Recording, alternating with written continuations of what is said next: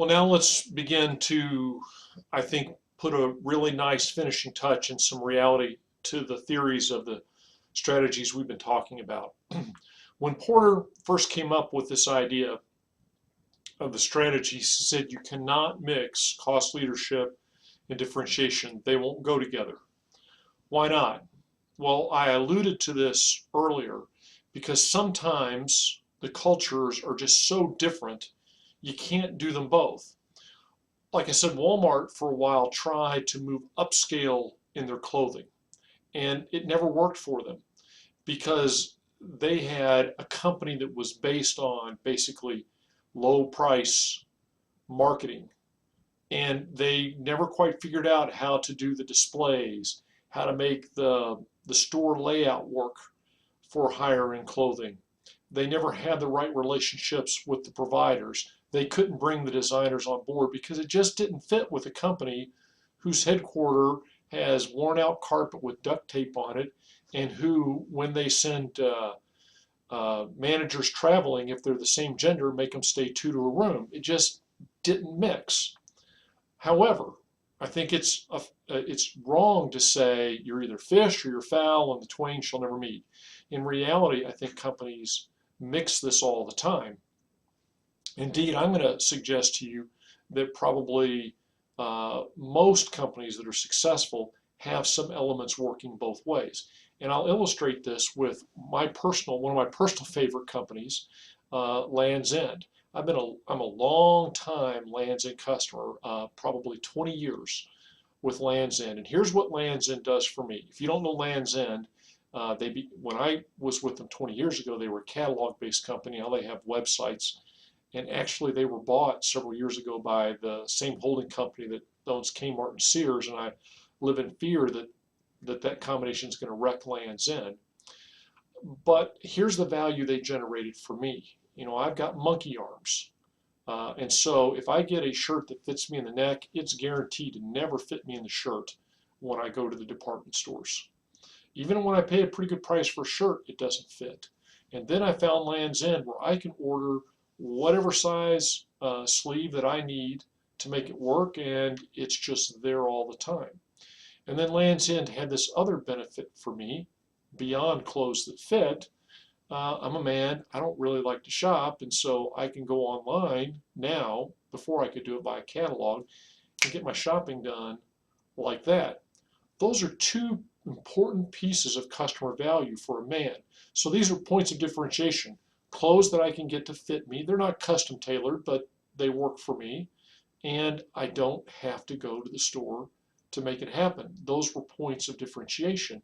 And similar to the J. Hilburn, what they got out of in terms of the cost was they didn't have the brick and mortar infrastructure to pay for. And the amazing thing about Land's End, I get a shirt that fits in a pattern I like, and it doesn't cost me any more than if I buy a shirt in a department store. In fact, their costs are probably less. So you see they're offering some value in the differences. So they got some points of differentiation, and yet they have a very lean business model. And I think when you look at a lot of companies, that's exactly what they're able to do. They offer a few upscale elements that customers value, but they're very good at driving out cost wherever they can. And I can tell you, when it works, it is an incredibly powerful position because you've got the advantages of both. You've got a large degree of customer loyalty. When I buy shirts, to be honest with you, I don't look at other places. I go to Land's End and buy a shirt. I'm very loyal to them. So you get customer loyalty, and yet you have superior profit margins because you have cost leadership built in, so that if people want to start a price war or whatever with you, you're able to make it happen. And so this becomes, you get the elements of both the strengths of the positions. And then you say, well, why wouldn't everybody do this? There are several reasons. One may be it's incompatible with your position, but the second is it's tricky to execute. It takes a certain wiseness or sageness to manage a company that's trying to do this because it becomes a more complicated identity. When you are involved with a Lexus dealer, there's no doubt when all is said and done that you're going to bend over backwards for the customer, even if it costs you money and it's going to be a high-end experience, because that's what Lexus is about. Likewise, when you go into a Dollar General, you don't go to the store manager and say, could you special order this, because you're going to be laughed out of there. And they don't necessarily take a lot of not reader surveys, but customer surveys as to what they should stock. Because what they stock is driven by, in many cases, what they can find cheaply and what turns.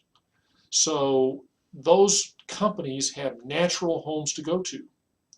A company that's running it up the middle has a much more complicated job, and it doesn't have a natural home to go to because it's trying to balance two different things.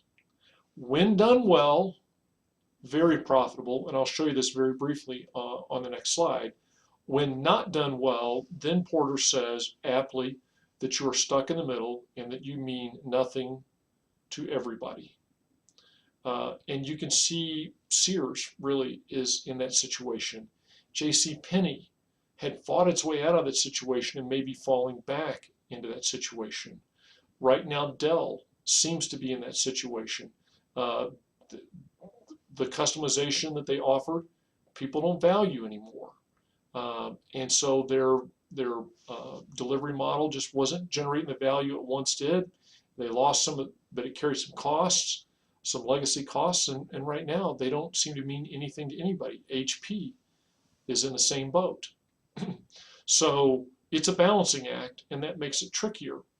When done well, though, as this chart shows, it is probably the singular most successful, broadly, strategy, even though Porter said it didn't exist. So I want us to think about not so much, are they cost leadership? Are they differentiation? Think about where are the points where they're economizing and where are the points where maybe they're trying to upsell.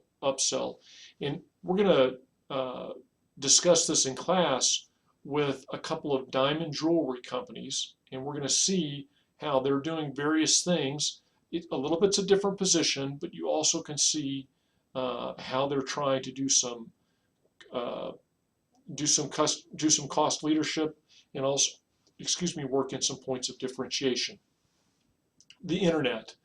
The consensus about the internet is that these business strategies have become, in many cases, more challenging. The buyer has more information, but then again, the internet has enabled things like mass customization.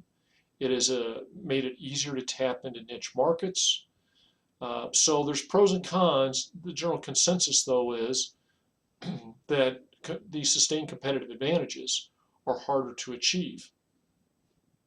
And lastly, one real strength of our textbook is that it talks about the industry life cycle and this idea of basic business strategies.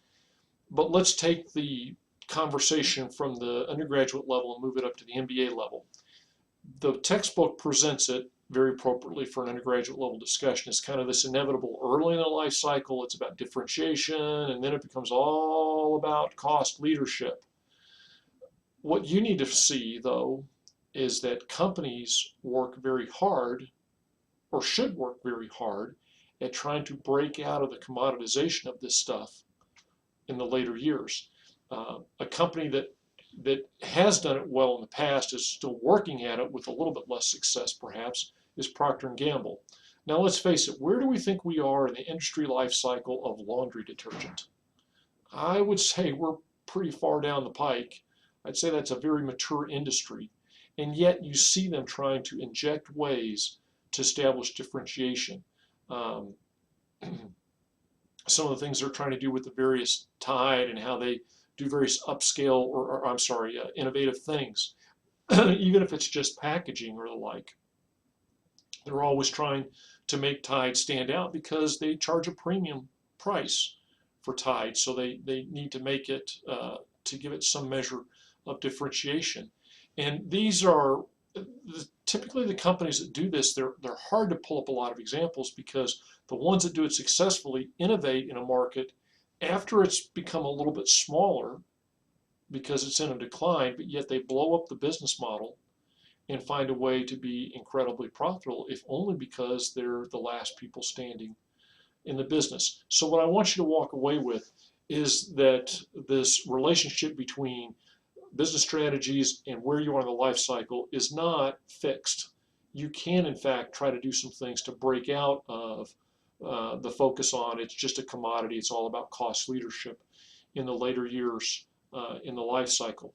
So like I said, in class, we're going to be looking at some jewelry retailers who have different positions, who have different value chains, and see how they're trying to innovate and generate some price advantages for themselves.